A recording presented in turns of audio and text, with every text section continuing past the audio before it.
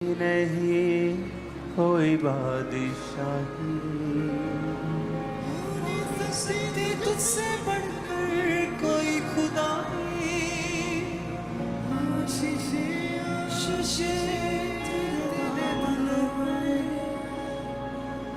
आशीषें आशीषें तेरे नाम। अपने हाथों को उठाकर थैंक यू जीसस।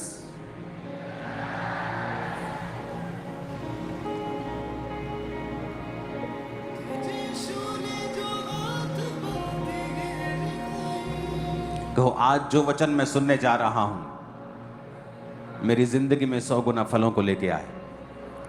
ऊंची आवाज से मांगो।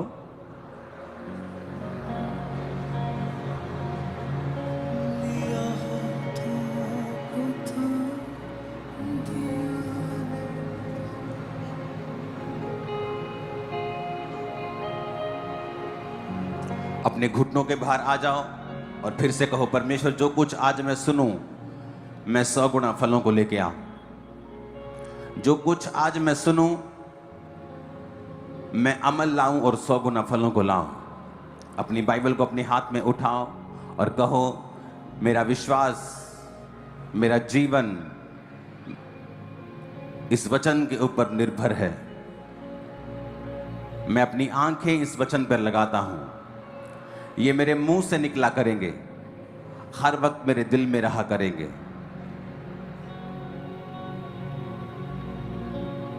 अपनी बाइबल को उठा के कहो, आज जो कुछ मैं सुनूंगा मैं इसका प्रचार भी करूंगा। और मांगो ऊंची आवाज में।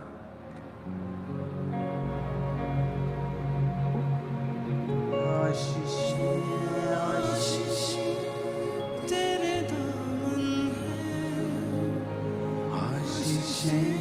आशीषें तेरे दामन,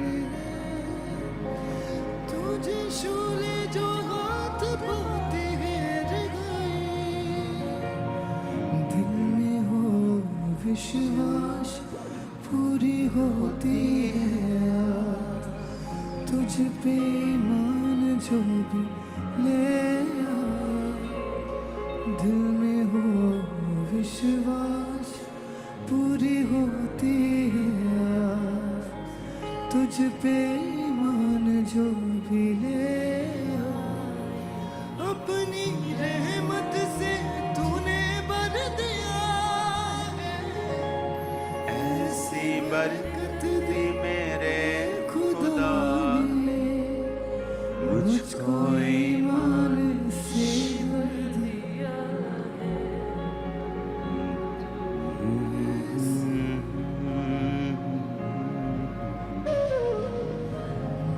मेरी देखी वफा और देती शिफा, मुझको गले से लगाया। मेरी देखी वफा और दे दी शिफा, मुझको गले से लगा। खुदावन से कहो, परमेश्वर आज का वचन मैं कानों से सुनकर अपने दिल में लेके जाऊंगा और उस पर चलूंगा, प्रभु यीशु के नाम में, आमीन। जितना ऊंचा ये ब्लेसिंग उतनी बड़ी है। जितनी ताकत है हाथों में, तारीफ कर दो खुदावन।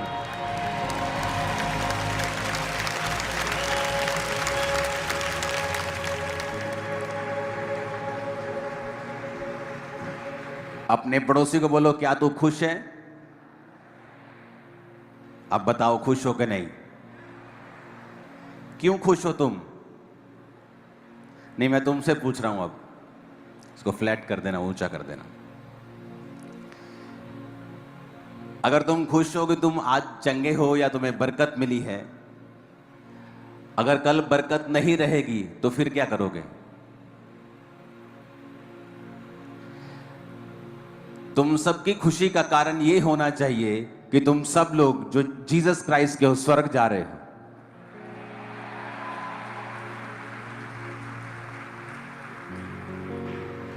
और जब तुम्हारा आनंद इस बात पे टिक जाएगा कि तुम स्वर्ग जा रहे हो, तुम अनंत जीवन पा चुके हो,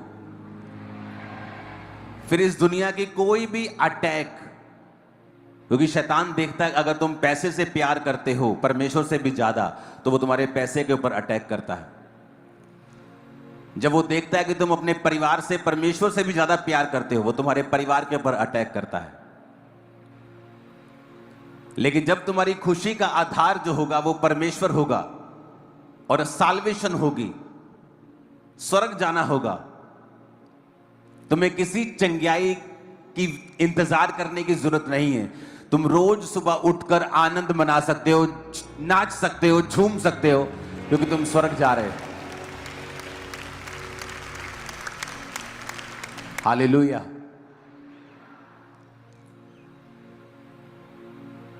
आज जो आत्मा ने आपको मैसेज दिया, आते ही प्रार्थना में आपने सुन लिया होगा, क्योंकि मैं वो तैयार करके नहीं लेके आता हूं।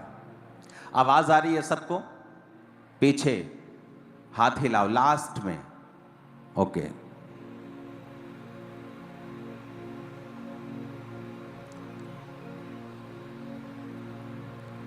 इब्रानियां 5 उसकी 7 और 8 आयत, और रोमियो 8 उसकी 15 और 16 और 17 आयत।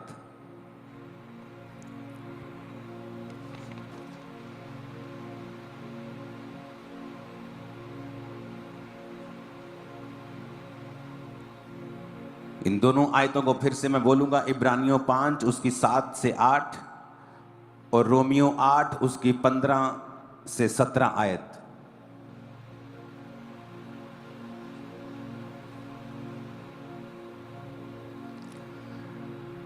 रोमियो 8 उसकी 15 से 17 आयत में लिखा है, क्योंकि तुमको दासत्व की आत्मा नहीं मिली कि भयभीत हो, परंतु लेपालक की आत्मा, लेपालकपन की आत्मा मिली है, जिससे तुम हे अब्बा, हे पिता कहकर उसको पुकारते हो। आत्मा आप ही हमारी आत्मा के साथ गवाही देता है कि हम परमेश्वर की संतान हैं। यदि संतान है तो वारिस भी, वरन परमेश्वर के वारिस और परमेश्वर के संगी वारिस हैं। जब तक हम उसके साथ दुख उठाएं तो उसके साथ हम महिमा भी पाएंगे।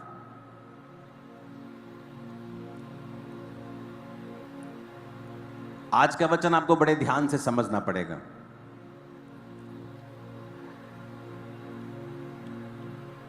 इब्रानियों 5 उसकी 7 और 8 आयत में लिखा है, यीशु ने अपनी देह में रहने के दिनों में ऊंचे शब्द से पुकार पुकार कर और आंसू बहा बहा कर उससे जो उसको मृत्यु से बचा सकता था प्रार्थनाएं और विनती की, और भक्ति के कारण उसकी सुनी गई। पुत्र होने पर भी उसने दुख उठा उठा कर आज्ञा माननी सीखी। वचन में लिखा है कि यीशु मसीह जब देह में थे, शरीर में थे, तो ऊंचे शब्द से पुकार पुकार कर उसने प्रार्थना को किया, और आंसू बहा बहा कर जो उसको मृत्यु से बचा सकता था उसने प्रार्थनाएं और विनती की। तो क्या परमेश्वर को ऊंचे शब्द से पुकारना जरूरी है? क्या वो बहरा है? क्या वो सुनता नहीं?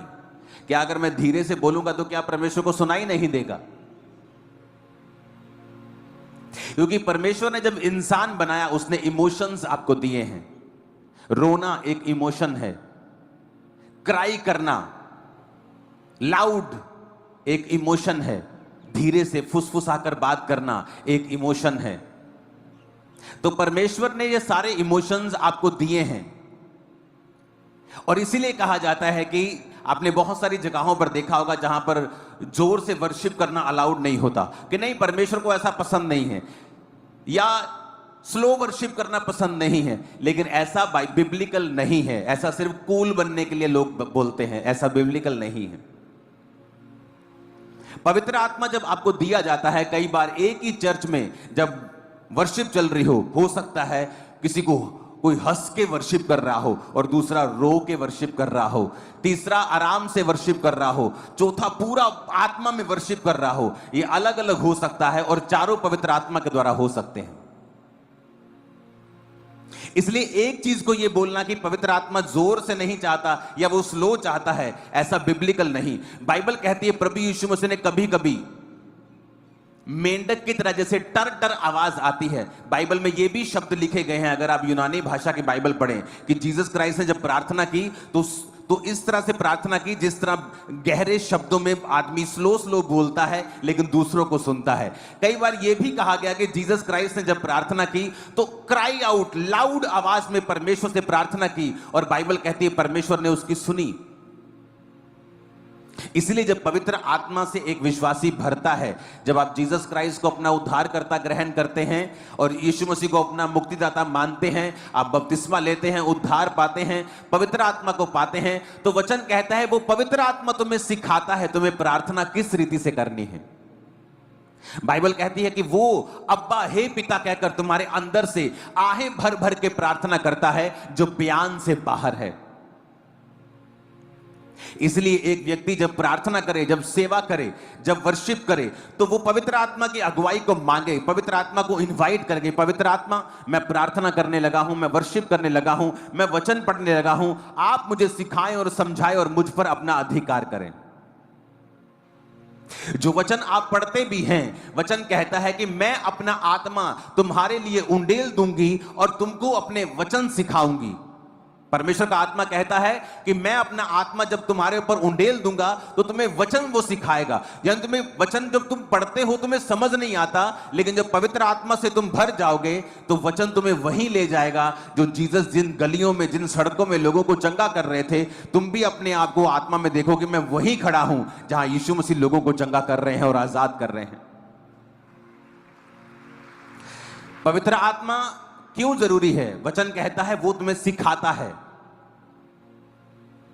कई बार आप प्रार्थना करते हैं, आपके मुंह से शब्द ऊंचे नहीं निकलते, लेकिन आंसुओं के साथ आप प्रार्थना करते हैं। तो आप एक रूल नहीं बना सकते कि आप जोर से नहीं डांट सकते, आप स्लो डांट सकते हैं, आप जोर से डांटे, आप स्लो नहीं कर सकते। पवित्र आत्मा, वचन कहता है, जो परिपक्व लोग हैं वो ये जानते हैं कि ये पवित्र आत्मा उस समय बताता है हमें क्या करना है, ना कि ये कोई रूल रेगुलेशन है। क्योंकि परमेश्वर कोई ऊंचा नहीं सुनता कि ऊंची आवाज में हम प्रार्थना करेंगे तो वो सुनेगा, लेकिन वचन कहता है प्रभु यीशु मसीह ने भी देह में रहने के दिनों में ऊंचे शब्द से पुकार पुकार कर, क्राई आउट लाउड, कि उसने परमेश्वर से प्रार्थना की और आंसू बहा बहा कर उसने विनती की और परमेश्वर ने उसकी प्रार्थनाओं को सुना और विनती को सुना। तो इसका मतलब यह है कि एक विश्वासी पवित्र आत्मा के द्वारा चलाया जाना चाहिए। एक पास्टर पवित्र आत्मा के द्वारा चलाया जाना चाहिए, नहीं तो वो अपनी चर्च में ऐसे रूल रेगुलेशन बना देगा कि पवित्र आत्मा जब काम करना चाहेगा तो पूरी तरह से कर नहीं पाता। वचन कहता है कि चेलों ने बहुत से लोगों के ऊपर तेल मलकर उनको क्या किया? चंगा किया। लेकिन आज जब आप ये बोल देंगे कि तेल परमेश्वर की ओर से नहीं है, मैं तेल मल के प्रार्थना नहीं करता हूं, यानी आप अपने आप को लिमिटेड कर रहे हैं। हो सकता हो पवित्र आत्मा ने किसी दिन आपको इस तरह से इस्तेमाल करना हो, लेकिन आपने अपने आप को खुद अपने ही शब्दों से सीमित कर लिया, जबकि परमेश्वर ने आपकी सेवकाई को सीमित नहीं रखा। कई जगह बाइबल कहती है परमेश्वर ने जब अंधे को देखा तो थूका और थूक से मिट्टी को गीला किया और उस मिट्टी को उस अंधे की आंखों पर लगाया और कहा जा और धो, शालों के कुंड में धो ले, और वो देखने लगा। हो सकता है तब भी यीशु मसीह का विरोध हुआ हो कि ये क्या बात है, ये क्यों थूक रहा है। वचन कहता है परमेश्वर ने एक हकले की जीभ को थूक कर छुआ और उसे चंगा किया। किसी को परमेश्वर ने अपने शब्दों से चंगा किया, किसी को परमेश्वर ने छू कर चंगा किया, कोई परमेश्वर के कपड़ों से छूकर चंगा हुआ, कोई तो परमेश्वर से मिला तक नहीं, दूर से कह दिया प्रभु तुम मुंह से ही कह दे तो मेरा सेवक चंगा हो जाएगा, तो चंगा हो गया। क्योंकि आप अनलिमिटेड काम कर सकते हैं अगर आप पवित्र आत्मा को अपनी लाइफ में इनवाइट करेंगे तो। मैंने बहुत सारी चर्चेस को लिमिटेड होते हुए देखा है जब वो रूल्स रेगुलेशन बना देते हैं जो पवित्र आत्मा ने नहीं कहे। क्योंकि पवित्र आत्मा अनलिमिटेड है, वो ऐसी जगहों से, ऐसे जरियों से काम कर सकता है आप इमेजिन भी नहीं कर सकते। कितने मेरी बात को समझ रहे हैं? चाहे आप विश्वासी हैं, चाहे आप सेवक हैं, आप कोई भी हैं, कृपया ऐसे रूल ना बनाएं जो आपकी पवित्र आत्मा की सेवकाई को लिमिटेड कर दे। काम प्रभु फिर भी करेगा, लेकिन अपने आप को इतना खुला रखें। कोई क्रिकेट में बैटिंग करता है, उसे तब भी टीम में खिलाया जाता है। कोई बॉलिंग करता है अच्छी तब भी, लेकिन कोई बैटिंग भी अच्छी करता है, बॉलिंग भी अच्छी करता है, फील्डिंग भी अच्छी करता है। तो ऐसे बने कि पवित्र आत्मा की तरफ से आप चारों ओर से खुले हुए हो, वो आपको उत्तर, दक्षिण, पूर्व, पश्चिम सब दिशाओं में वो आपको इस्तेमाल करे, आपके सेवकाई को इस्तेमाल करे। कभी भी एक रूल रेगुलेशन ऐसा ना बनाए जो आपकी लाइफ में पवित्र आत्मा के कामों को रिस्ट्रिक्ट करे और उसे छोटा करे। वचन कहता है पवित्र आत्मा आपके अंदर से आहें भर भर के प्रार्थना करता है।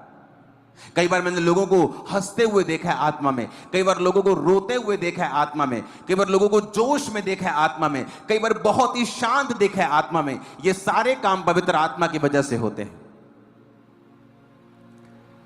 आप जानते हैं आपकी लाइफ की जो बढ़ोतरी है किस चीज पर निर्भर करती है, कि किस दिन आपको रेमा वचन मिलता है, किस दिन आपको एक ऐसा वचन मिलता है जो जिस पर आप अपनी लाइफ को खड़ा कर लेंगे, कहेंगे ये वचन परमेश्वर ने मुझे दिया है, आज प्रभु ने मुझसे बात की है, अब मैं पीछे नहीं रहूंगा।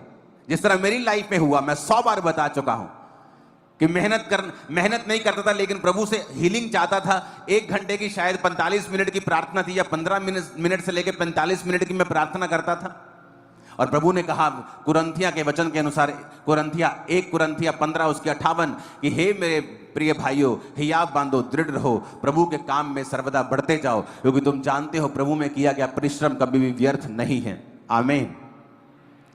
यह वचन था जो मेरे सामने आया, और जब उस वचन को मैंने पढ़ा तो मुझे लगा कि ये प्रभु ने मुझसे बात की है। पवित्र आत्मा ने उस वचन को जीवित कर दिया। उस वचन पर मैंने अपनी जिंदगी खड़ी कर ली, फास्टिंग की, 1 बार 40, 2 बार 40, 3 बार 40, मेहनत करता गया। और क्योंकि मेरे दिल में आ चुका था कि परमेश्वर ने कहा है कि मुझ में की गई मेहनत कभी भी व्यर्थ नहीं होगी। हालेलुया। इसकी हवा सीधा मेरे फेस पे करो, ऊंची आवाज में हालेलुया बोलो जरा। कितने इन बातों को समझ रहे हैं? एक व्यक्ति परमेश्वर को जानता था, बस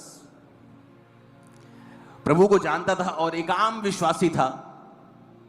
और उन समयों की मैं बात कर रहा हूं जो समय आज तक का दुनिया का सबसे डिप्रेशन से भरा हुआ समय था। वर्ल्ड वॉर 1, वर्ल्ड वॉर 2,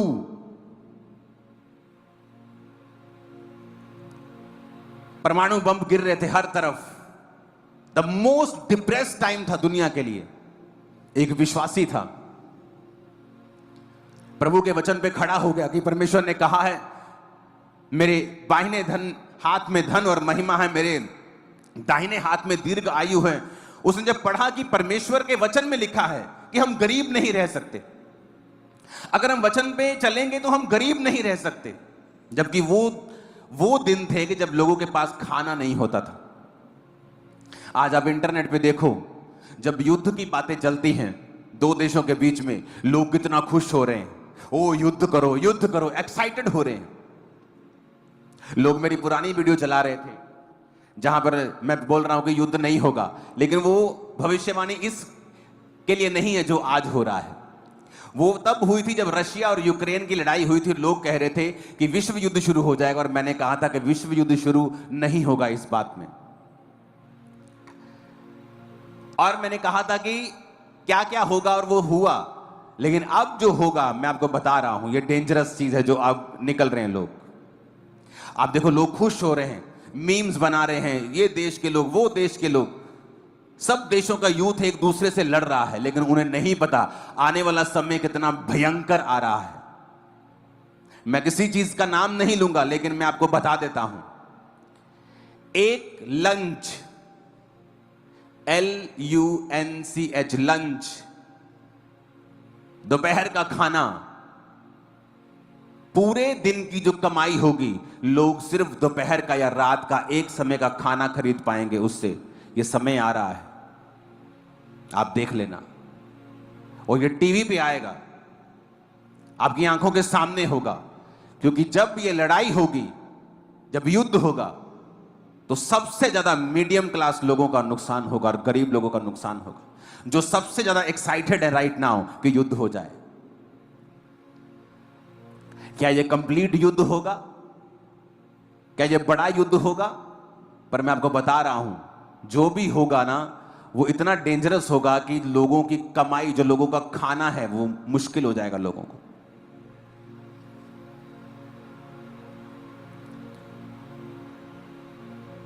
दो 2015 से मैं आपको एक प्रोफेसी कर रहा हूं। उस एक सेकंड प्रोफेसी लंबी थी, लेकिन मैं चाहता नहीं मैं लंबा अभी जाऊं। वो एक 30 सेकंड की वीडियो को मैं सिर्फ आपको दिखाऊंगा, बाकी आप इंटरनेट से देख लेना।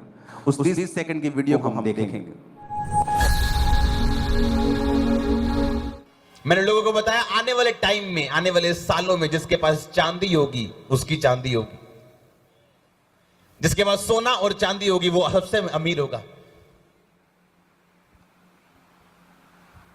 और आप ये मैसेज आज से 10 साल बाद निकाल निकाल के इंटरनेट से फिर सुनेंगे और आप हैरान होंगे कि एक एक वर्ड पूरा हुआ, सिंगल वर्ड आप देखोगे परमेश्वर ने किस तरह जाहिर किया। पहले जुलाई 2017 को गोल्ड का रेट 27,900 प्रति 10 ग्राम था। और आज गोल्ड का रेट कितना है? 1 लाख रुपए के करीब हो चुका है। 2017 देखते देखते 25 आ गए हैं हम, और तब लोग कहते थे बड़ा महंगा है, सोना बहुत महंगा है, 27,000 रुपए तोला कौन लेगा। आज 1 लाख रुपए के करीब है। और परमेश्वर ने कहा था जिसके पास सोना होगा वो अमीर होगा, चांदी होगी वो अमीर होगा। अभी ये फुलफिलमेंट नहीं है प्रोफेसी की, अभी ये कंप्लीट नहीं हुई। आप आने वाले समयों में देखोगे जब व्यापार सिर्फ सोने और चांदी से होंगे, करेंसी से नहीं होंगे। लेकिन ये लंबा समय है इसको। और ये चीजें, ये जो बढ़ोतरी है, इस बात का सबूत है कि आपको एक एक चीज बताई जा रही है कि फ्यूचर में किस चीज की वैल्यू होगी। वो जमीनों की वैल्यू होगी, खेती की जमीन की वैल्यू होगी, सोने की वैल्यू होगी, चांदी की वैल्यू होगी, जानवरों की वैल्यू होगी। अगर आपके बैंक में 27,000 पड़े थे 2017 को, तो वो अगर आप उसकी कैलकुलेशन करेंगे तो 30,000 के करीब भी आपको मिलेंगे नहीं 8 साल बाद भी, अगर आप ब्याज लगाएंगे तो।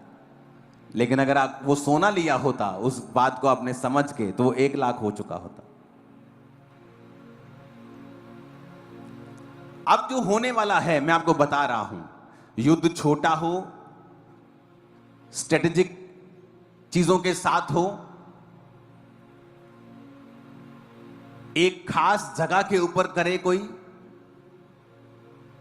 लेकिन मैं आपको इसका रिजल्ट बता देता हूं। एक लंच, पूरे दिन की कमाई के साथ सिर्फ एक लंच आया करेगा। और मैं ये भी बता दूं कि इस देश में ये हालत नहीं होगी इतनी बुरी।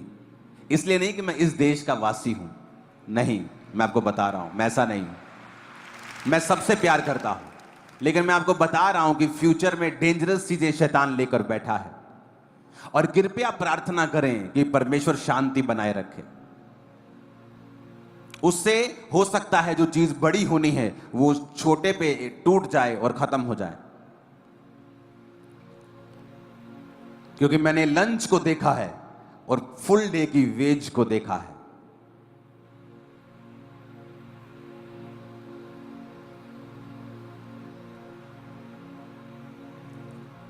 तो क्रिश्चियन लोगों को यह बात समझनी चाहिए कि हमें प्रार्थना करनी है, हमें प्रार्थना करनी है मीडिया बुद्धिमान बने, हमें प्रार्थना करनी है कि परमेश्वर शांति को लेके आए। क्योंकि ये 2025 मैंने आपको पहले से ही बता दिया था। अगर आप 31 की मीटिंग को देखेंगे कि जो लोग समझ रहे हैं कि हैप्पीएस्ट न्यू ईयर से हैप्पीएस्ट हो जाएगा, ये ईयर बिल्कुल भी हैप्पीएस्ट नहीं होगा। क्योंकि घटनाएं होती रहेंगी पूरा साल, जो मार्केट को, शेयर मार्केट को अप डाउन करती रहेंगी और जो लोगों की इकोनॉमी को नीचे करती रहेंगी और अलग अलग चीजें होती रहेंगी, घटनाएं होती रहेंगी। क्रिश्चियन लोग अगर आप ये बात को समझ जाएंगे, ये साल अगर आप फास्टिंग, प्रेयर, बाइबल रीडिंग करेंगे जितना आपने पहले कभी नहीं किया, ये साल आपकी एक ऐसी नींव पड़ जाएगी जो आने वाली जनरेशन तक आपकी हेल्प करेगी। और ये यादगार साल होगा आप लोगों के लिए कि इस साल मैं परमेश्वर में फास्टिंग करना शुरू किया था, मैं परमेश्वर में प्रार्थना करना शुरू किया था। आने वाले समय में ये बात मेरी लिख लेना, फोर्सफुली आपको प्रार्थनाएं करनी पड़ेगी। ऐसा ऐसा माहौल बन जाएगा, आपको प्रार्थना करनी पड़ेगी। आपको दिक्कत होगी, मुश्किल होगी, लेकिन जो लोग पहले से प्रार्थना करते हैं, पहले से परमेश्वर के करीब हैं, पहले से फास्टिंग करते हैं, उनके लिए वो नॉर्मल होगा। जब कोविड आया तो लोगों को बड़ी दिक्कत हुई, मर गए, डिप्रेस हो गए। मेरे लिए कोई प्रॉब्लम नहीं थी, क्योंकि मैं तो जीता ही वैसे था। यहां चर्च से घर, घर से चर्च, ऑफिस, काम, ये मेरी लाइफ थी। तो मेरी लाइफ बिल्कुल बदली नहीं, क्योंकि मैं पहले से ही परमेश्वर की परफेक्ट विल में चल रहा था। तो मुझे कोविड से कोई दिक्कत नहीं हुई। आज भी मेरा लाइफस्टाइल वही है, क्योंकि जब आप अपना लाइफस्टाइल होली स्पिरिट के बनाए हुए, क्योंकि मेरी ये कॉलिंग है, आपकी कॉलिंग अलग है। जब आप पवित्र आत्मा के चलाए चलते हैं, आपका लाइफस्टाइल परमेश्वर ऐसा कर देता है कि दुनिया में जो कुछ भी होता रहेगा, आपको 1% भी फर्क नहीं पड़ेगा, बल्कि आप ऊंचे किए जाएंगे और आजाद किए जाएंगे। मैं आपको बता रहा हूं, क्योंकि ये पवित्र आत्मा आपको बताएगा। अब उस व्यक्ति की बात करें, जब युद्ध हुए, जब युद्ध के समय चल रहे थे, तो उसने एक वचन पढ़ा कि परमेश्वर कहता है कि अगर तू अपने टाइट को, अपने दशवांत को बोएगा, तो मैं तुझे इतनी बरकत दूंगा कि तेरे रखने के लिए जगह नहीं होगी। वो कहता, हां, क्या ये वचन आज पूरा हो सकता है? इस सिचुएशन में जब युद्ध हो रहे हैं, इस सिचुएशन में जो दुनिया के पास खाने के लिए नहीं है, क्या यह वचन आज पूरा हो सकता है? उसने 2 अकाउंट खुलवाए, एक अपना अकाउंट जिसमें सैलरी आती थी, और उसने कहा आज के बाद मैं परमेश्वर का टाइथ अपने सैलरी वाले अकाउंट में भी नहीं रखूंगा, क्योंकि वो मेरा पैसा नहीं, वो खुदा का है। उसने दूसरा अकाउंट खुलवाया, अपनी सैलरी का 10% वो दूसरे अकाउंट में रखता था कि 2 दिन बाद भी अगर मुझे देना है तो मेरे अकाउंट में नहीं रहना चाहिए। उसने परमेश्वर के नाम का एक डेडिकेटेड अकाउंट खोल दिया कि ये अंकुर सेकंड अकाउंट जो है, ये खुदा के लिए डेडिकेटेड, खुदा का अकाउंट है, खुदा के लिए डेडिकेटेड है। वो अपना काम करता गया। परमेश्वर ने उसके घर का माहौल धर्मी किया, उसकी पत्नी, उसका एक बच्चा हुआ, एक बेटा हुआ। वो अपने काम को करता गया, अपनी जिंदगी को नॉर्मल बिताता गया। क्योंकि कुछ लोग सोचते हैं कि जैसे ही वो टाइप देना शुरू करेंगे ना, 1 साल में आसमान खुल जाएगा, पता नहीं क्या क्या हो जाएगा। ऐसा नहीं होता। जब आप वचन पे चलना शुरू करते हैं, आप चट्टान पर घर बना रहे हैं। यीशु मसीह ने कहा, जो हे प्रभु मुझे कहते हैं, हर एक जन उनमें से स्वर्ग के राज्य में प्रवेश नहीं करेगा, क्योंकि जो मुझसे प्यार करता है, मेरी आज्ञाओं को मानेगा, और वो उस मनुष्य के समान होगा जिसने अपना घर चट्टान के ऊपर बनाया, जो मेरे वचन पर चलेगा। चट्टान को खोदना मुश्किल है, उस पर नींव डालना मुश्किल है, समय लगता है। चट्टान के ऊपर आप 1 साल में घर नहीं बना सकते हो। तो परमेश्वर ने कहा वो मनुष्य उस व्यक्ति के समान होगा जिसने चट्टान पर घर बनाया, लेकिन जब वो घर बन गया, आंधी तूफान उस घर को हिला नहीं सकते। लेकिन रेत पर जो घर बनाता है वो है जो वचन पे नहीं चलता, बिजनेस के थ्रू ब्लेस होना चाहता है, ताकत के थ्रू, स्किल के थ्रू। लेकिन जब वो बिजनेस के ऊपर कोविड का अटैक होता है, वो खत्म हो जाता है। बड़े बड़े मिलियनर, बिलियनर स्टोरी सुनो, इंटरनेट के ऊपर पड़ी हैं। 2-4 गलत डिसीजन लिए, आज बैंकरप्ट होकर बैठे हैं, क्योंकि खुदा उनके साथ नहीं है। जो महलों में रहते थे वो जेलों में रहे। अब उस व्यक्ति को समझ आ गया कि मुझे ये करना है और लगातार करना है। शादी हुई, बेटा हुआ, बेटा बड़ा हो गया, और बेटे के जीवन में परमेश्वर ने काम किया। उसको एज ए पास्टर परमेश्वर ने बुलाया और उसने सेवा करनी शुरू की। जिस तरह दाऊद की जिंदगी में हुआ, दाऊद ने अपना पर्सनल सारा सोना परमेश्वर को दे दिया था, लेकिन जब उसका बेटा बड़ा हुआ सुलेमान, तो परमेश्वर ने कहा तूने बुद्धि मांगी है, लेकिन मैं तुम्हें पैसा भी इतना दूंगा जितना किसी को नहीं दिया। कारण क्या था? कारण यह था, दाऊद का पर्सनल बीज जो परमेश्वर को दिया गया था वो हजारों करोड़ रुपए का सोना था, और परमेश्वर ने उसके वंश को इतना अमीर किया जितना दुनिया में कोई भी राजा नहीं था। और अब इस व्यक्ति की लाइफ में क्या होता है कि वो जो छोटा बच्चा था, बेटा था, उसको परमेश्वर सेवा के लिए बुलाते हैं और वो सेवा करना शुरू करता है। अब उसे अपने बाप की गवाही मालूम थी कि उसके बाप ने किस तरह से परमेश्वर में बरकत को पाया है, और उसकी तरह परमेश्वर ने उसके बाप को फाइनेंशियली ब्लेस किया, उसे सेवा में बुलाया, और वो अपने बाप की टेस्टिमनी के ऊपर चलता रहा। और वो कहता था कि कुछ भी हो जाए, टाइट वो देना भूलता नहीं था। अगर आप इस दुनिया में स्टडी करेंगे तो इस दुनिया में आपको एक ही व्यक्ति ऐसा मिलेगा जिसने 27 प्लेन्स, कार्स नहीं, प्लेन्स डोनेट किए हैं। ये वही बेटा था जिसने 27 प्लेन्स डोनेट किए, जिसके बाप ने खुदा के लिए अलग खाता खुलवा दिया था। और वो कैसे अमीर हुआ? चर्च से नहीं। उसकी चर्च आज भी आप देख लो, 500 लोगों से ज्यादा उसकी चर्च में लोग नहीं हैं। तो जिसकी चर्च में 500, 700, 1000 लोग हैं, वो 27 प्लेन कैसे डोनेट कर सकता है? वो तो चर्च ही चला ले, बड़ी बात है। लेकिन हमेशा परमेश्वर ये प्रूफ करता है कि पास्टर की प्रोस्पेरिटी, पास्टर की ब्लेसिंग, चर्च की ब्लेसिंग इस बात पे निर्भर नहीं करती कि चर्च कितनी बड़ी या छोटी है। वो इस बात पे निर्भर करती है कि उस वचन को जो बाइबल में लिखा है उसने कितना व्यक्तिगत उसे बनाया है या कितना सीरियसली वो उसे लेता है।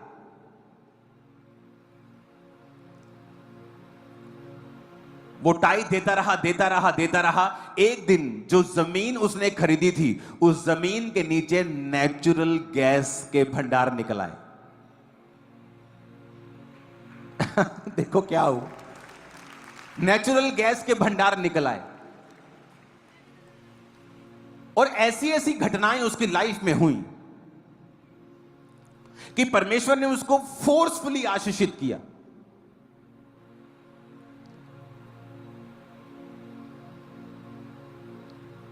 और लोग आज भी हैरान है कि 500 लोगों की चर्च है और यह व्यक्ति 9000 करोड़ का मालिक कैसे हो सकता है? क्योंकि टाइट, बाप टाइट, बेटा टाइट, मिनिस्ट्री टाइट। खुदा ने कहा रखने की जगह नहीं होगी, इतनी बरकत दूंगा। आज वचन पे खड़े होने वाले लोग बहुत थोड़े हैं।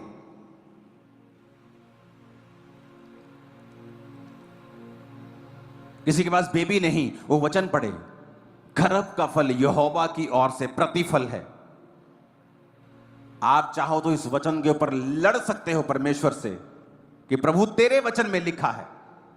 करो 10 साल प्रार्थना, 5 साल प्रार्थना और खुदा गर्भ खोल देगा, मैं जानता हूं। लेकिन वचन पे खड़े होने वाले लोग नहीं हैं। मुंह से कहते रहेंगे प्रभु कुछ कर, प्रभु मेरे को बेटा दे, मेरे जीवन में बेटी दे, कुछ कर कुछ कर। क्या करे परमेश्वर? वचन पे खड़े हो जाओ, वचन को व्यक्तिगत कर लो कि परमेश्वर कहता मैं टाइट दूंगा तो रखने की जगह नहीं होगी।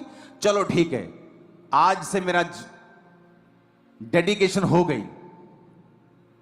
और सालों चली, पीढ़ी दर पीढ़ी चली और परमेश्वर ने इतना ब्लेस किया कि उस व्यक्ति ने 27 प्लेन्स डोनेट किए। आज भी जिंदा है, 60 साल से प्रचार कर रहा है, 88 साल का हो गया है।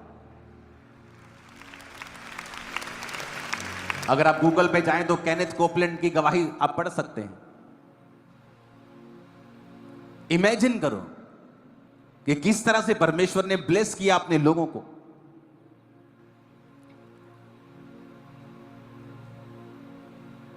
आपको यह बात बड़े ध्यान से समझनी है कि जब आप वचन पे चलेंगे ना, कुछ घटनाएं होंगी ऐसी जिन्हें आप नहीं घटा सकते थे, आप घटित नहीं कर सकते थे, वो खुदा ने की हैं क्योंकि आप प्रभु के वचन से वफादार हैं।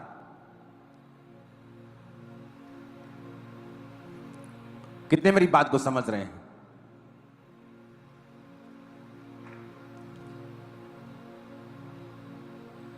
जब मैं सेवकाई में आया, जब मैंने सेवकाई को किया तो शैतान मुझसे ये कहता था कि तू चर्च से पैसा नहीं लेता, लेकिन तू खुद, तेरे पास क्या है? चर्च तो तूने खड़ा कर दिया इतना बड़ा, 100 एकड़ में चर्च खड़ा कर दिया, लेकिन तेरे पास क्या है? तू अपना बिजनेस छोड़ के आया, तू 25-30 लाख महीना कमाता, तो तेरे पास क्या है? लेकिन मैं सेवकाई में लगा रहा क्योंकि चर्च से मैंने घर नहीं बनाया, चर्च के पैसों से उसका फायदा नहीं उठाया, एक दिन मैं दुबई में था घूमने के लिए एक होटल में, और मैं और मेरी वाइफ वहां से निकल रहे थे। तो एक ऑफिस था वहां पे किसी कंपनी का, तो वो जो कंपनी वाले व्यक्ति थे वो हमें इनवाइट करने लगे बाहर से, प्लीज कम, ये आपको अपार्टमेंट देखो, ये घर देखो, आप देख। हमने कौन सा लेना था, ਅਸੀਂ ਵੜ गए होते, चलो टाइम पास करते हैं 5 मिनट। हाँ कितने आ वो कितने है, हाँ ये ऐसा है, ये ऐसा है, आप यहाँ पे लेंगे तो आपको फायदा होगा। मैं कहा हाँ हाँ ठीक है। कहती आपने देखना है। मैंने कहा कहाँ जाना पड़ेगा। मैं कहा नहीं हम टूरिस्ट हैं, मेरे पास गाड़ी नहीं है, तो कहाँ। कहते नहीं नहीं आप चिंता मत करो, गाड़ी हम मंगवा के देंगे। मैंने कहा ठीक है, अगर आप गाड़ी मंगवा के तो चलते हैं, नाले झूठे ले आवांगे। तो गाड़ी आई, हमें ले गई। वो आदमी सामने से कहता जी आओ जी ਤੁਹਾਨੂੰ दिखाने, पंजाबी बोलता था। वो मेरे को एक जगह ले गया, उसने कहा ये वाला घर है। हम घर में गए, हमने घर पसंद कर लिया। कहा बहुत अच्छा है, बहुत अच्छा है। उसको मालूम था कि मेरी बैकग्राउंड क्या है। उसने कहा ये वाला घर है। मैंने कहा ठीक है, लेकिन कितने का? इतने का। मैंने कहा इतने पैसे मेरे पास नहीं। वो कहता जान दो जनाब, तुही तो भावें पूरा महल्ला खरीद लो। मैं कहा यार मैं अपने लिए लेना, चर्च ने नहीं लेना। चर्च का पैसा अलग है, मेरा पैसा अलग है। मेरे पास पैसे नहीं है इतने कि मैं इतना बड़ा घर खरीद लूं। कहता कोई नहीं, तुम चिंता ना करो, मैं ਤੁਹਾਡਾ बैंक तो ना लोन करा देना। मैं कहा मैं लोन भी नहीं लेता हूं। कहता अच्छा फिर ऐ करते हैं ਆਪਾਂ कोई ऐसा सिस्टम बना लांगे कि तुसी घर भी ले लोगे तो ਤੁਹਾਨੂੰ इंटरस्ट भी नहीं पाएगा और घर भी ਤੁਹਾਡਾ हो जाएगा। तुम 2-3 साल च ਉਹਨੂੰ पैसे दे दियो। मैं कहा एक ठीक है, चलेगा। एडवांस भेज दिया। बाद कहना नहीं सर होया नहीं, ਤੁਹਾਨੂੰ लोन ही लेना पैना। उसने फंसा लिया मेरे को। फिर मेरी पेमेंट गई हुई थी थोड़ी सी, फिर मुझे लोन लेना पड़ा और मैंने वो घर लिया। अब वो लोन की किस्त मुझे ना देनी पड़े। देखो परमेश्वर ने क्या किया। एक समय आया, परमेश्वर ने जो घर मैंने लिया था लोन के ऊपर थोड़ा सा पैसा देके, उसकी वैल्यू को परमेश्वर ने दुबई में बढ़ा दिया। वो दुबई में है घर। देखो क्या हुआ, दुबई में उसकी वैल्यू बढ़ गई। जब वैल्यू बढ़ गई तो मैंने अपनी टीम को कहा कि मैं जो किस्त देता हूं ना घर की लोन की, मुझे नहीं देनी। मैं लोन पे बिलीव नहीं करता हूं। कुछ सिस्टम बनाओ। उस घर को हमने रीलोन करके एक नया घर लिया और उस घर को रेंट पे चढ़ाया। अब वो अपनी किस्त भी देता है और मेरी किस्त भी देता है। हालेलुया। अब इमेजिन करो मेरे पास 2 घर हैं और बिना पैसे के प्रभु ने मुझे दिए हैं, फेवर के साथ। कितने मेरी बात को समझ रहे हैं? और हम हैरान होते हैं कि जब आप वचन के ऊपर चलना शुरू करते हैं, आपको लोगों के पैसों की जरूरत नहीं, खुदा ऐसी घटनाएं करेगा, आपको बढ़ा देगा। उसने जमीन ली, नीचे नेचुरल गैस निकल आई। जमीन ली, जमीन के रेट बढ़ गए। किसने किया? परमेश्वर ने। कहता मैं योजनाएं बनाऊंगा, मैं योजनाएं बनाऊंगा। तुम्हें ब्लेस किस तरह से करना है। तुम्हें चोरी करने की जरूरत नहीं, डाका मारने की जरूरत नहीं, लोगों के हाथों की ओर देखने की जरूरत नहीं। हालेलुया। परमेश्वर फिर आपका इंतजाम करता है और वो आपको प्लान करता है किस तरह से आप बढ़ें, किस तरह से आप आशीषित हों।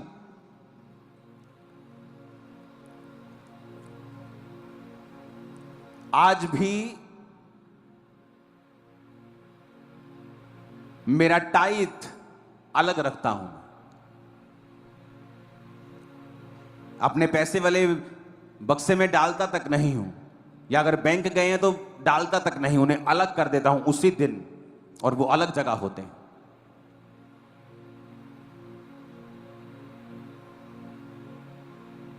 हालेलुया।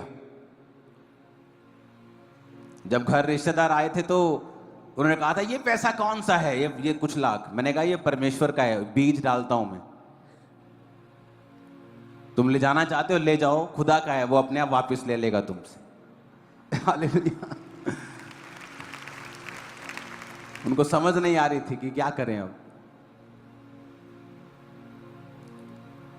आज लोगों को परमेश्वर के वचन से वफादारी करना नहीं आता है। अगर वो वफादारी करते तो आप ये भूल जाओ आपका रेगुलर वर्क आपको अमीर कर देगा, आपकी सेवकाई आपको अमीर कर देगी। ऐसा नहीं होगा।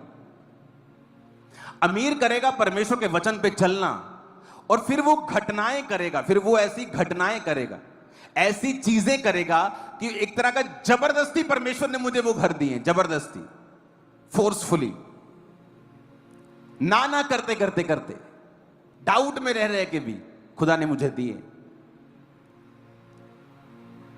और हमें ये बात समझनी होगी कि हम अपने रेगुलर काम से अमीर नहीं हो पाएंगे, ब्लेस नहीं हो पाएंगे। हमें परमेश्वर के किसी स्पेशल हाथ की जरूरत होगी जो हमें ब्लेस करे।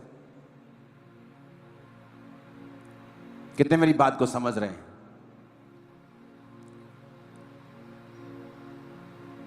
हालेलुया। जो कुछ मैंने परमेश्वर के लिए छोड़ा, अपने बिजनेस को छोड़ा, और मैं आपको बता देना चाहता हूं, जिस दिन पहले दिन मैं चर्च गया हूं, मेरी मंथली जो मेरी पॉकेट मनी होती थी वो 3500 रुपया थी 2004 में।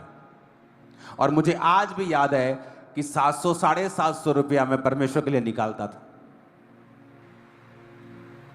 और जब भी मैंने अपने पास्टर के पास जाना, मैंने उसके हाथ में वो पकड़ाता था कि ये मेरा टाइथ है। टाइथ ही बोलते थे उसको, चाहे वो 20% था। और तब से ऐसी बरकत जो मेरे जीवन में रही है आप लोग जानते हैं। 7 सालों में 8 चर्चेस बदलनी पड़ी थी, क्योंकि जिस चर्च को लेते थे, जो जगह होती थी वो भर जाती थी। अब करें क्या?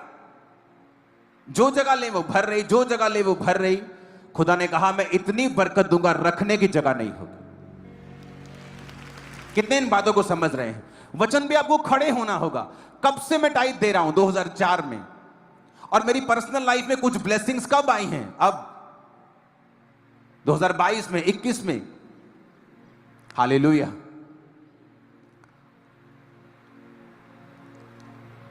वचन को पर्सनल बनाओ, इस पे खड़े हो जाओ, इसको व्यक्तिगत करो, इस पर अपना घर बनाओ, इस पर खड़े हो जाओ। मैं आपको दावा देता हूं, आप नुकसान में नहीं रहोगे, फायदे में रहोगे। हालेलुया। ऊंची आवाज से बोलो हालेलुया।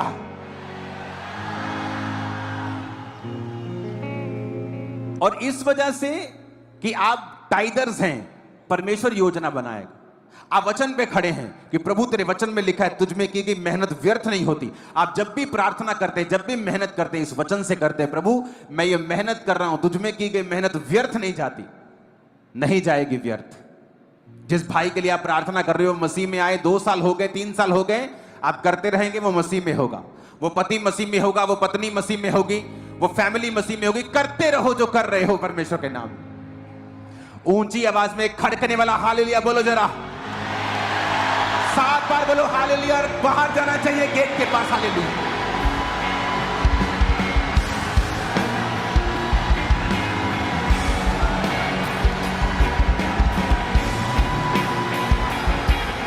हालेलुया। आमीन। अब बात यह है कि उस वचन को आप कितना व्यक्तिगत, पर्सनल कितना लेते हैं। देखो वचन 2 सालों से लिखा हुआ है, कोई मिनिस्ट्री, कोई पास्टर उसे लेकर आशीषित हो रहा है, और कोई विश्वासी वहीं का वहीं बैठा है। मैं आपको बता रहा हूं, परमेश्वर घटनाएं करेगा आपकी लाइफ में जो नेचुरल नहीं होगी, जो फोर्सफुल होगी। वो आपको ऐसी चीजों में ले जाएगा और आपको ब्लेस कर देगा, इतना जितना आपने सोचा भी नहीं।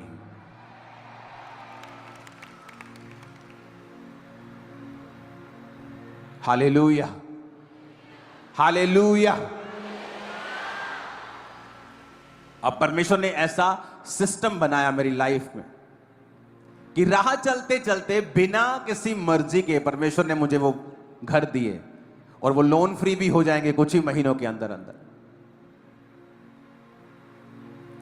कि किस तरह से परमेश्वर ने मुझे वो ब्लेस, वो आशीषित किया, किस तरह से ब्लेसिंग दी, ये अनइमेजिनेबल। इसलिए तो उसने कहा कि जहां तू जाएगा मैं तुझे फेवर दूंगा। वो 750 रुपया 700 रुपया टाइज जो मैं निकालता था, मुझे आज भी याद है। जो थोड़े में वफादार है वो ज्यादा में भी वफादार है। आज खुदा ने मुझे ज्यादा दिया है, मैं आज भी निकालता हूं। तब थोड़ा था तब भी निकालता था, तब भी थोड़ा नहीं लगता था, क्योंकि मैं जस्ट टीन एज में था। तो मेरे लिए 3500 रुपया महीना बहुत अच्छा होता था, बढ़िया होता था, आसानी से सब काम होते थे। लेकिन मेरी फैमिली की ब्लेसिंग होती थी ऊपर, कि फैमिली के ऊपर ब्लेसिंग होती थी, क्योंकि मैं उस बिजनेस से पैसे लेता था, टाइथ निकालता था, तो उसके कारण मेरा बिजनेस भी आशीषित था। वचन को जब तक आप पर्सनल नहीं लेंगे, वचन पे खड़े नहीं होंगे, आप इसको व्यक्तिगत बनाकर लंबे समय तक इस पर नहीं चलेंगे, ये कभी फल नहीं लाएगा। क्योंकि अगर चट्टान के ऊपर घर बनाना है, वचन के ऊपर, मसीह के ऊपर वचन से घर बनाना है, तो आपको टाइम लगेगा, एफर्ट लगेगा, आपको पसीना आएगा, आपकी मेहनत होगी। लेकिन जब घर बन जाएगा वो आपको मजा देगा, आप वाव वाव करेंगे, ब्लेस होंगे आप और आशीषित करेंगे खुदाबंद के नाम को हमेशा। Hallelujah, hallelujah.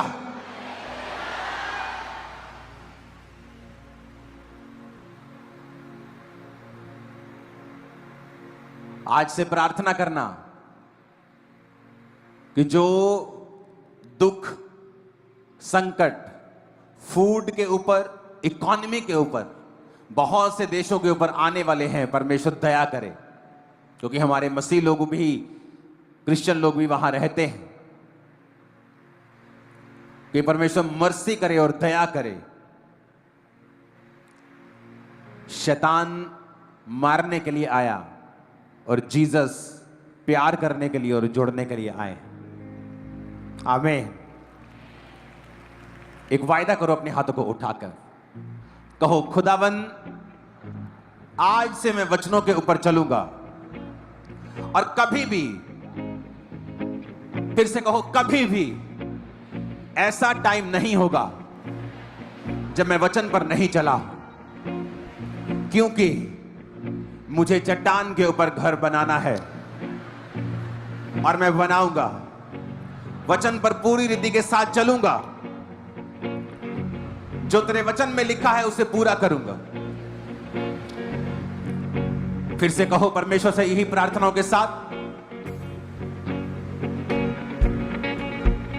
ऐसी देखी नहीं कोई बादशाही, ऐसी देखी नहीं कोई बादशाही, ऐसी देखी नहीं कोई बादशाही, ऐसी देखी नहीं कोई बादशाही, हो नहीं सकती तुझसे बढ़कर कोई खुदाई। सब जन खड़े हो जाओ।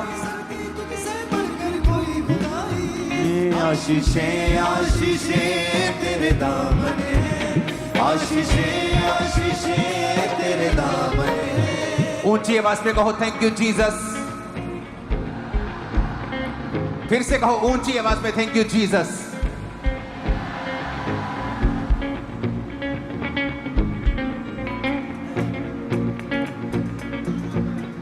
आज से अपने मन से कहो मैं वचनों के ऊपर खड़ा रहूंगा और चलूंगा। फिर से कहो, फिर से कहो, फिर से कहो, आज से मैं वचनों के ऊपर चलूंगा और खड़ा रहूंगा।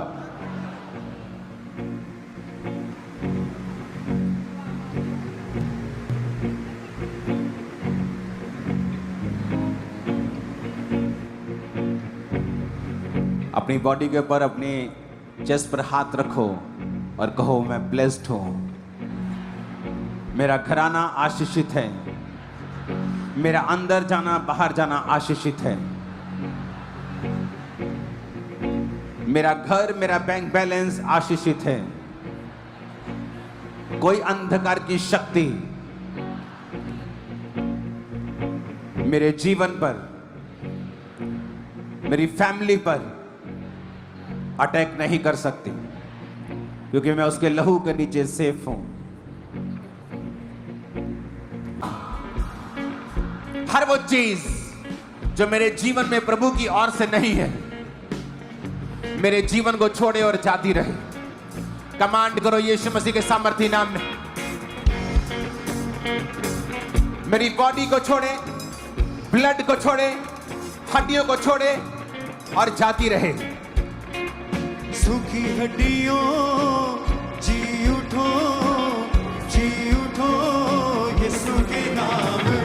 सूखी हड्डियों जी उठो, जी उठो यीशु के नाम में। सूखी हड्डियों जी उठो, जी उठो यीशु के नाम में। खुदाबंद आपके पेट के रोगों को दूर कर रहा है। अपने पेट के ऊपर हाथ रखो, यीशु मसीह के नाम में सारे रोग आपके पेट को छोड़े और जाते रहे। In the mighty name of Jesus, आमीन। ऊंचाई आशीष हमारी। वो सिर के रोगों को खत्म करके कर्ज को आशीष में बदल रहा है। सिर के सारे कर्ज आपकी लाइफ को छोड़ के जा रहे हैं राइट नाउ। सिर के सारे कर्ज आपकी लाइफ को छोड़ के जा रहे हैं राइट नाउ। पेट के सारे कर्ज आपकी लाइफ को छोड़ के जा रहे हैं राइट नाउ।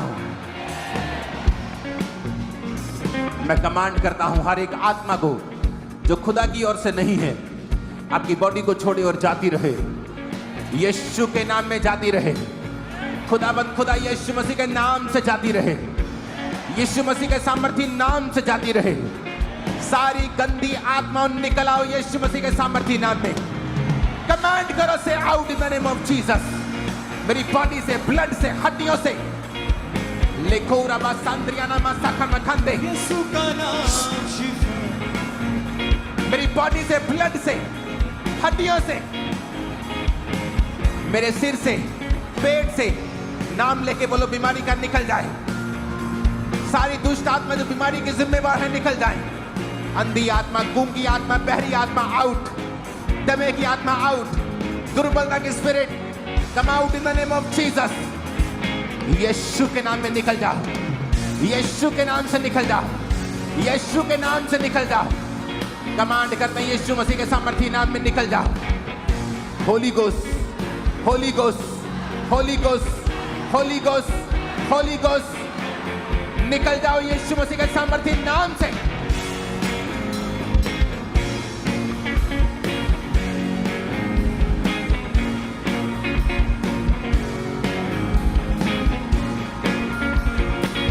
यीशु का नाम।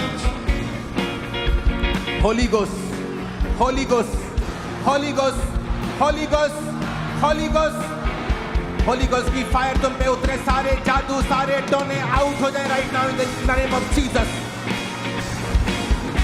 मैं देख रहा हूं उल्टियों के द्वारा दुष्ट आत्मा को बाहर आते हुए, पसीने के द्वारा, खेल के द्वारा तुम्हारी बॉडी को लाइट होते हुए यीशु के नाम में निकला। गंदी आत्मा, दुर्बलता की आत्मा, अशुद्ध आत्मा, गंदी चीजें खाने वाली आत्मा, गंदे विचारों वाली आत्मा, व्यभिचार की आत्मा, नशे की आत्मा, out in the name of Jesus. यहोवा पिता इन लोगों को आजाद कर। तेरे वचन में लिखा, तू सांपों को और बिच्छुओं को, उनको रौंदेगा, उनकी ताकत को तू रौंदेगा।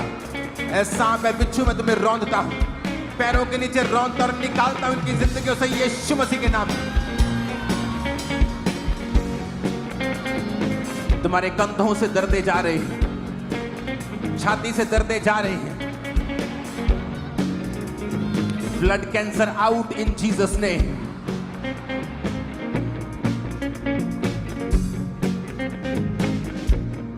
हीलिंग हॉल में यीशु मसीह के नाम में खुदा का आत्मा तुम्हें छुए और चंगा करे। तुम जहां भी हो, जहां भी बीमार हो, चर्च के जिस कोने में भी आज स्पिरिट तुम्हें छुए और चंगा करे। मैं वचन की घोषणा करता हूं, जीसस के कोड़े खाने से तुम चंगे हो चुके हो। यीशु के कोड़े खाने से तुम चंगे हो चुके हो। यीशु के कोड़े खाने से तुम चंगे हो चुके हो। यीशु के कोड़े खाने से तुम चंगे हो चुके हो। यीशु के कोड़े खाने से तुम चंगे हो चुके हो। यीशु के कोड़े खाने से तुम चंगे हो चुके हो। यीशु मसीह के नाम से चंगे हो जाओ और आजाद हो जाओ। लंगड़े चलेंगे, अंधे देखेंगे और कोढ़ी शुद्ध होंगे। खुदा का स्पिरिट कह रहा है अंधे चलेंगे, देखेंगे और लंगड़े चलेंगे और कोढ़ी शुद्ध होंगे। मैं शुद्धता को देख रहा हूं, स्किन की बड़ी बड़ी टेस्टिमनीज को देख रहा हूं, व्हीलचेयर की बड़ी बड़ी टेस्टिमनीज को देख रहा हूं। आने वाले समय की क्रूसेड्स, मीटिंग्स आम नहीं होंगी। खुदावंत की स्पिरिट उनमें होगी। खुदावंत का आत्मा लोगों से बात करेगा, अपनी ओर खींचेगा, क्रूस की ओर लेके आएगा और बड़े बड़े काम उनकी जिंदगियों में करेगा। आमीन। ऊंचाई आशीष हमारी है। पास्टर्स बड़ी बड़ी सामर्थ को पाएंगे, बड़ी बड़ी चर्चेस की एस्टेब्लिशमेंट करेंगे। उन क्रूसेड्स पर, इन मीटिंग्स के ऊपर जो थर्सडे हुआ करेंगी, बड़े मसे को वो लेकर यहां से जाया करेंगे, बड़ी अनॉइंटिंग को रिसीव किया करेंगे और खुदावंत के नाम में बड़े बड़े काम किया करेंगे। आपके बच्चे भी उनमें शामिल है जिनकी मैं बात कर रहा हूं। आपका वंश उनमें शामिल है जिनकी मैं बात कर रहा हूं। जो इस्तेमाल किए जाएंगे वो उनमें शामिल है। मैं आपके वंशों की भी बात कर रहा हूं। आमीन। मेरे को खड़कने वाला चाहिए शैतान के खानों में। 7 बार ऊंची आवाज में को आई एम ब्लेस्ड, मैं आशीषित हूं। ऊंची आवाज में।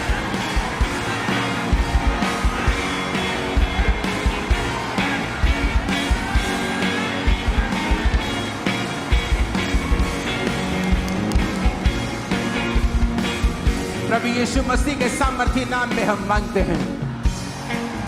आमीन। ऊंचाई आशीष हमारी है चर्च।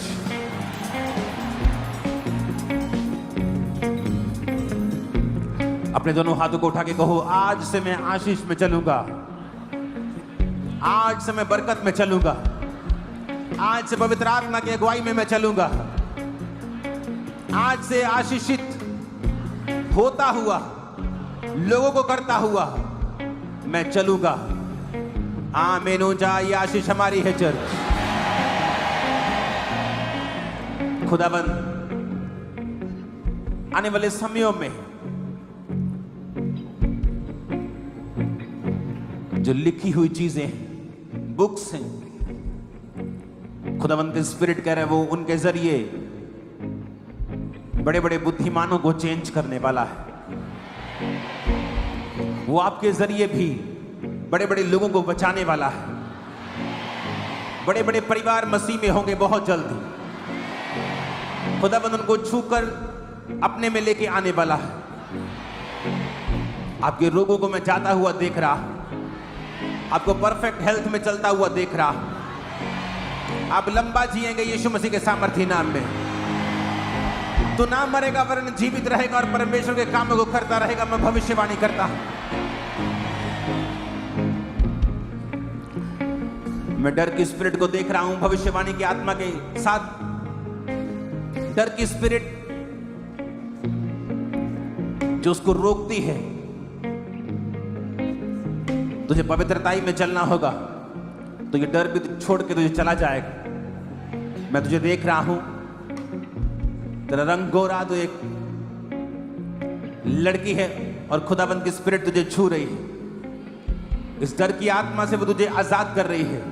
और ये नॉर्मल स्पिरिट नहीं है, ये तो दवाई पर आ चुकी है, तो दवाई खाने की नौबत आ चुकी है। ये इस तरह का आत्मा तुझे तंग कर रहा है। मैं एक स्पिरिट को देख रहा हूं जो एक आदमी को छोड़ के जा रही है और उसके पेट के ऊपर से सब रसौलियां जो हैं, एक बड़ी, उसके बाद एक उससे छोटी, उसके बाद बहुत सारी छोटी छोटी। मैं देख रहा हूं तेरे पेट के हिस्से से वो तुझे छोड़ के जा रही है।